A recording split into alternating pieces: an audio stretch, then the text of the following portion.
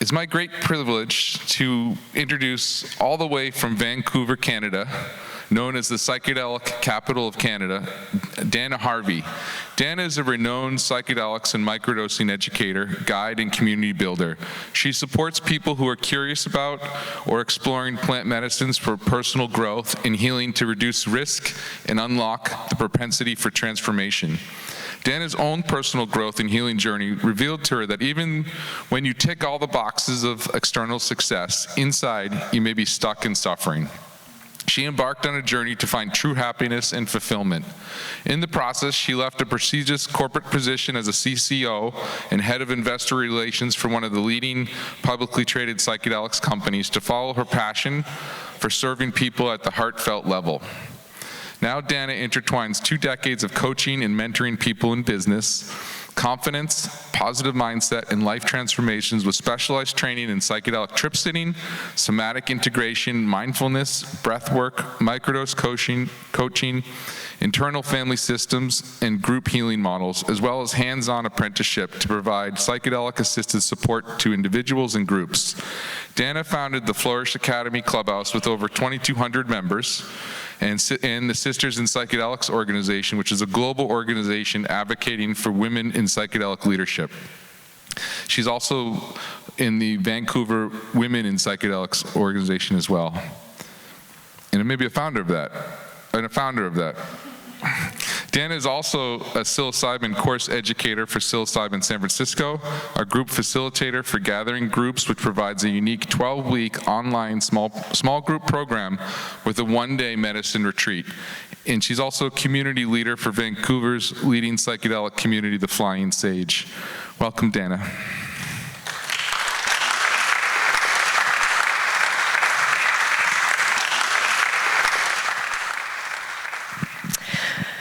Thank you. I'm so honored to be here. And I'm really excited to talk about microdosing.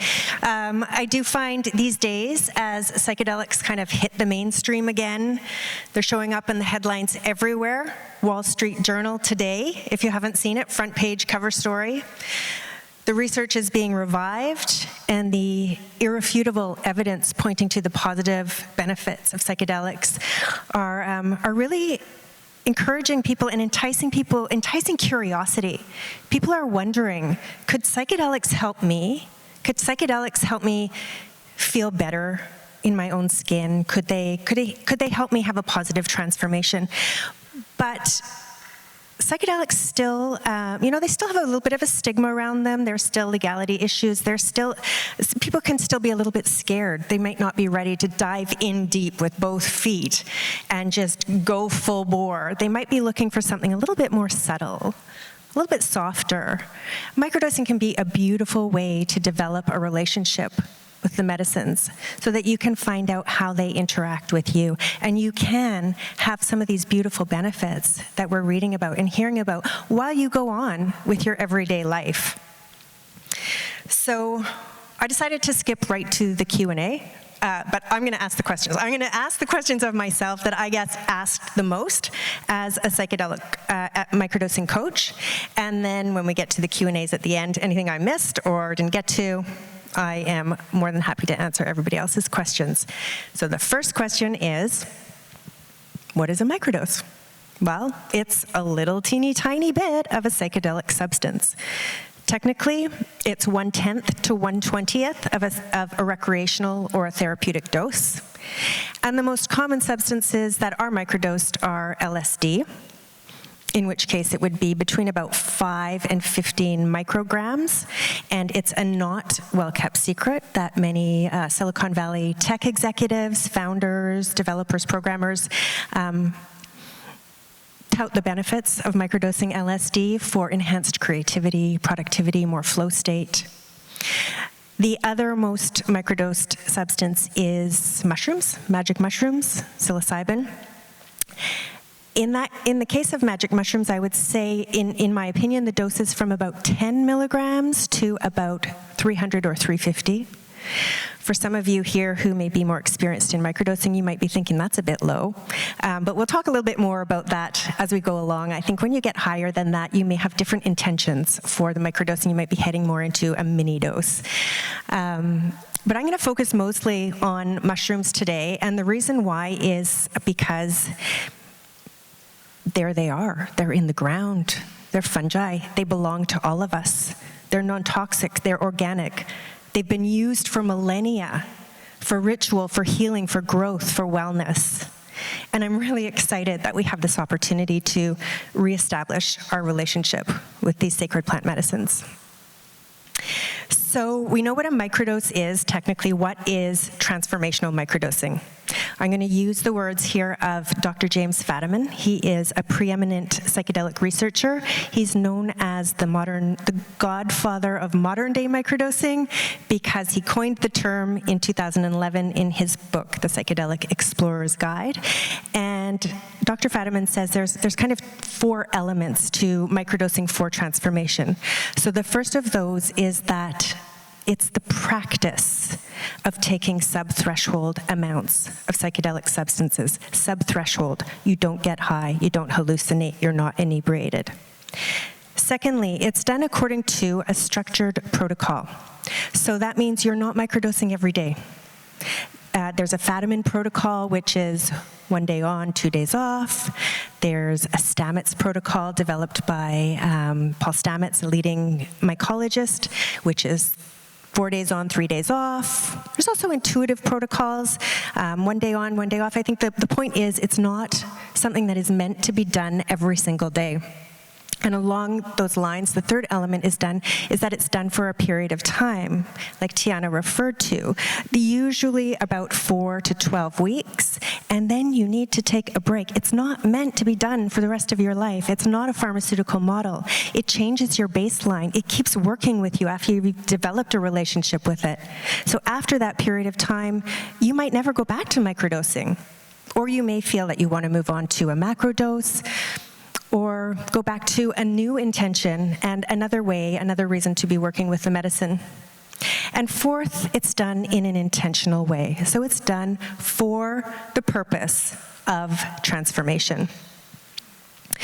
Fadiman also states that it's the use of sub-threshold doses of psychedelic molecules in an attempt to boost physical energy levels, promote emotional balance, treat anxiety, depression, or addiction, resulting in typically subtle, though noticeable, results. And I think that typically subtle is something to be really aware of. This is something that occurs over the course of time. It's not necessarily something that you will feel on the day that you take a microdose. So what is the difference between taking a microdose and microdosing for transformation? I like to use the analogy of yoga for this, actually. You may go to a yoga class. You may go to a yoga class feeling pretty crappy even, and you might come out of that yoga class and you think, oh, wow, I feel so good. You know, I got some sweat on, I'm glowing, the endorphins are running through my body, I'm limber, I spent some time in mindfulness. Everybody should do yoga. This is awesome. And yeah, you probably do feel good. And that's wonderful.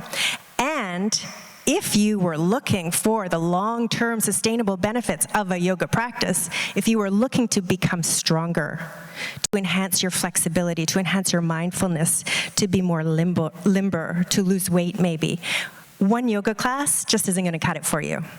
You would need to embark on a yoga practice. You would do it over a period of time. You'd have some days where you do yoga, some days when you need to rest. You'd most likely work with a teacher or instructor for education and accountability. And over the course of time, you would notice subtle, yet noticeable benefits. So that's the difference between just taking a microdose, where you're maybe looking for the effects versus the benefits. So talking about the effects, what are the effects? What might you feel when you take a microdose or on the days that you're dosing in a microdosing practice? I think the most important thing to remember here is that sub-threshold level. You will not feel high, hallucinate, inebriated. If you do, you are taking more than a microdose. This is meant to happen sort of in the background of your everyday life. So everything that you could do on a day when you're not microdosing, look after the kids, drive your car, go to work, have social obligations, you should be able to do all of those with ease on your microdosing days as well. It kind of works like at a subtle cellular level while you get on with the rest of your life. So there's sort of 7 effects that I've classified, and the first one of those is nothing. You may feel nothing. And I get a lot of people who are working with me with microdosing that I don't think it's working for me because I took a dose, I don't feel anything. It's like, great.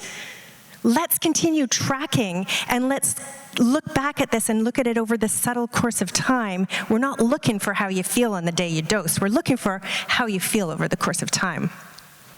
So the second thing you may feel is just a heightened sense of awareness. I love another Fadiman quote here where he says, the flowers might look a little bit brighter, but they're not going to turn around and smile at you. So colors might be brighter, sounds might be crisper, your thought processes might just feel more coherent. Third, you may find it just easy to get into a flow state, to really be present with whatever you're doing, to really be engaged and enjoying what you're doing. Fourth, you might just feel a little bit better. There's a great book by an author named Ayette Walden called A Really Good Day, and it chronicles her LSD microdosing experience. And the biggest thing that she said is at the end of most days, she would look back and reflect on her day and think, that was a really good day. Nothing notable happened, nothing spectacular, but that actually can be pretty profound if you're not used to having really good days. The fifth thing you may find is enhanced emotions. So this is where maybe things might seem a little bit funnier, or you might feel a little bit happier. And this is what we hear about a lot, but it's really important to know the flip side of that as well. Psychedelics are known as non-specific amplifiers, so they can bring up in you whatever might already be going on for you. So you might take a microdose and feel a little bit weepy or a little bit blue or not feel very good. And again, people I work with are like, oh, this isn't for me. I don't feel good when I take microdose. I was taking microdosing to feel better. Most likely, that's the medicine working for you. As Tiana referred to, this is our opportunity to go down deep and to explore and clear out the root cause of why you're not feeling good, so that you can get to the other side, so that you can get to the benefits and you can feel better. Doesn't mean you're going to feel better as an effect on the day. It's something to work with, to dive into your shadows and to clear out. 6, you may feel lethargic, a little bit lethargic, or flip side energized. A lot of people report this beautiful, sustained stamina or energy, like not like a caffeine high, but just a little bit more energy throughout the whole day. And it's lovely. And a lot of other people report that they feel like they can't get out of bed, or they're just like sludging through molasses to get through the day. And again, they want to give up microdosing because it's not working for them. When we sit back and we reflect and look at their life, I would say there's sometimes your dose can be calibrated to help you with that, but most often, these are people who are burnt out, exhausted, tired. They know it. They know that's why they're feeling crappy, but they're not doing anything about it. They're thinking they could just lean on microdosing and get away with it, but the microdosing, the medicine's going to come up and say, you're tired. You're not listening to me. You're not listening to yourself, so I'm going to make it even more obvious. So again, you can clear it out. You can deal with it. You can make the changes that you need to make. And finally, there are some physical things that you might feel. One of the beautiful ones is a reduction in cravings for unhealthy things. As Tiana was saying, you just start to make healthier choices. But on the flip side, a couple of things. Some people do experience headaches. That's one physical side effect sometimes. And the other thing is an active tummy. So not usually nausea, but maybe just aware of a gurgling or activity in their tummy. And that's reasonable because your gut is involved in microdosing mushrooms. There's an outside layer called chitin that your tummy needs to break down, and the psilocybin in the mushrooms, your gut transforms that into psilocin, which is the active ingredient from which you will derive these benefits. So those are the things that you may expect to feel on the days that you're dosing or if you take a microdose. So what are these long-term benefits that we're looking for, these transformations? They are so vast and so personal. It's really, really hard to classify them. There are hundreds and thousands of anecdotal reports. James Fadiman alone has collected 22,000 reports. And what I found is they typically fall into 4 different quadrants that, again, I believe that they're all related. But just to classify them, just to give it a little bit of structure, those quadrants would be emotional, mental, physical, and spiritual. So on the emotional side, 92% of microdosers report that over time they just feel that little bit better. This is also that emotional side is where we're looking at dealing with clinical diagnosis, depression, anxiety, PTSD, etc. On the mental side, this is where we see benefits of focus, flow, enhanced creativity, enhanced cognitive abilities, better management of ADHD symptoms, or better relationship with ADHD. On the physical side, mushrooms have anti-inflammatory effects, so any kind of dis-ease in your body that is caused by inflammation may benefit from microdosing psilocybin. Some of the more prominent ones that are reported more often are Lyme disease, psoriasis, shingles, cluster headaches, migraines, and chronic pain. And the fourth quadrant is spiritual. Now, this is where many people report just greater connection with themselves, with others, with spirit, energy, God, whatever you might like to call it. And I think that this is the beginning of all the other quadrants as well, is just this ability to tune into your intuition and to really listen and hear and be confident and act on your intuition, feeling a greater peace with yourself. A couple of other benefits that don't kind of fit neatly into all the other quadrants, but definitely we've talked about compulsions and addictions dropping off, and also female hormonal health issues from PMS, PMDD, perimenopause, menopause, sexual dysfunction. There's a lot of research going on finally in this area because there's been so much anecdotal research reports just showing how those are positively affected through microdosing and psychedelics. Okay, so how do you take your microdose? How do you microdose in order to get to these benefits that we're talking about? So I could tell you, the general things like generally you take your microdose within a few hours of getting up in the morning. Generally, you want to space it out from caffeine or any other kind of pharmaceuticals that you're on. But I think the most important thing is that this is a very different model than most of us are used to, of popping a pill, forgetting about it, masking your symptoms so you can get on with your day. Microdosing is about developing a reciprocal relationship with the medicine. The more you give, the more you will get. You don't rely on the mushrooms to do all the heavy lifting for you. I guess that you could think about it if you wanted to lose weight and you wanted to go on a diet, or you went on a diet to lose weight. You could go on a diet to lose weight. But what else could you do? You could find a friend to walk with for an hour a day. You could go to bed a bit earlier so that you're not binge eating as you watch Netflix at night. You're doing other things to support the one thing that you're doing to get to your goal. What microdosing does is it gives you this window of neuroplasticity that Tiana talked about. What you do with that window of neuroplasticity is what is going to really bring the benefits to light. So it's said that the mushrooms meet you where your strength is. So however much effort you're putting in to getting well, to transforming, that's how much the mushrooms are going to meet you where you're at and give you the same as well. Okay, what's the next question here? how does it work? Okay, Tiana talked about this a little bit.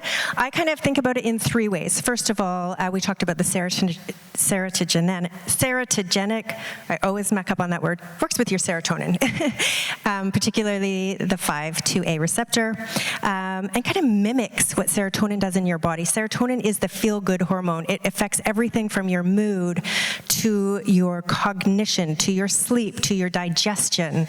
And this is what, typical antidepressants, the SSRIs, mimic as well. So you can understand where you may have that feeling a little bit better as this works on your with your serotonin system. I'm not even going to try.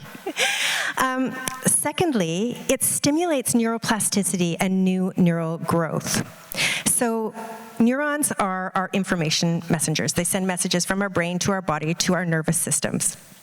And I guess you can think of it like when you're first born, your brain is like a snow globe, and there's all this fresh fallen snow, and it's beautiful, there's no pathways, and then as you grow up and you learn where you fit in the world, and you make sense of the world, and you tell yourself stories, and you learn how to show up in the world, you start having grooves in the snow. And those grooves get deeper and deeper and deeper until there's either side is piled up with snow on either side, and you can't see the world in any other way. All you know is to go back and forth on those thought patterns with those neural pathways. And using microdosing psychedelics kind of gives you the opportunity to take that snow globe and shake it up and let that snow fall fresh again, where you can build new pathways. You can go places you never even knew you could go. You can get from A to B in whole new ways.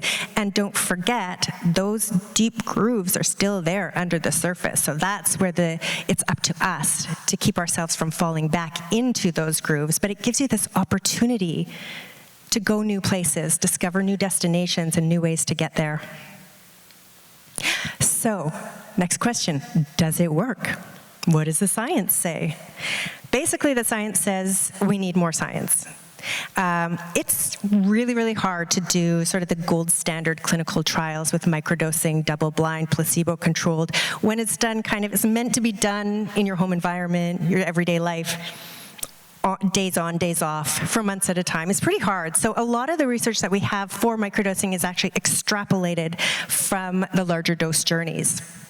That being said, there are studies around microdosing that definitely point to the benefits of microdosing, and there are hundreds and thousands of anecdotal reports that are really there are way too many people reporting these things to really argue with the fact that something is going on there. But interestingly enough, there's a couple of studies, and one, I think it came out about a year ago, from Imperial College in London, a very prestigious psychedelic research college, that points to the possibility of microdosing being nothing more than the placebo effect. What they found was that those who were microdosing in this double-blind study, they did report enhancements in their mood. And those who were taking the placebo, the same percentage reported enhancements in their mood. So what the researchers found when they investigated was what made the difference was whether the people thought they were microdosing or not, which really does point to the possibility that this is an expectation bias or a placebo effect. And if that is the case, my opinion is, who cares? If it's making that many people in the world feel better, who cares what's actually doing it? It's a good thing. And even James Fadiman says, let's look at the placebo effect as a benefit of microdosing rather than as a detriment. So is it safe? Well, we know these are non-toxic. We know they grow in the ground. We know that you can eat them. We know that archaeological evidence shows that people have been microdosing for millennia. In fact, there's theories that hunters used to microdose before they went hunting in order to enhance their hearing, their eyesight, and their acuity. There have been no overdose deaths from psilocybin. There's a low potential for abuse, and they are not physically addictive. So I would say they're pretty safe. I do know if you do have a history of bipolar, schizophrenia, severe anxiety or suicidal ideation, it may not be the right route for you. Definitely would suggest that you are working with a professional if any of these are in your life. And the last question of the day, is it legal? Well, where I live in Vancouver, Canada, you certainly would think it was legal. At last count, there were 11 open mushroom dispensaries just in the downtown core, let alone the suburbs, beautifully branded, all kinds of different strains of mushrooms, just incredible. It's not legal, even in Vancouver. It's just that the Vancouver Police Department and the municipality have decided that they are going to put that at the lowest of their prosecution, the lowest of their worries. So if the mayor should change or the chief of police should change, it's something that we need to be concerned about. Is it legal here in Massachusetts? From what I understand, not yet. However, there's many municipalities and now states where psilocybin psychedelics have been legalized or decriminalized, and the trend is moving in the right direction as more and more evidence comes out and as regulators and governments get on board and realize that this is a good thing for all of us. So I'm going to leave you with my 5 main guidelines for transformational microdosing. Number 1, start low. Number 2, go slow.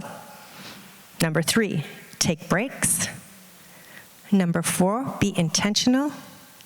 And number 5, be patient. You can think of microdosing as the slow food of psychedelics. The more love, attention, and care you put into it, the more delicious the results will be to savor. Thank you.